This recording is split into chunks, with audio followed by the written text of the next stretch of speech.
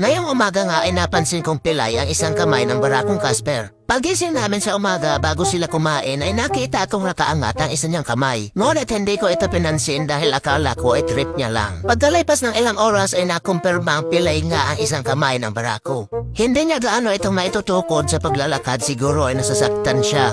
Kaya kapag nakatayo siya ay nataangat ang isa niyang kamay. Hindi nga namin malaman kung paano nangyaring napilay ang barako. Maaaring sa pagtalon at pag-akyat ito nangyari. O kaya naman sa lakas ng pagkakabigwas niya sa pagkikipagbakbakan. Ano na, Per?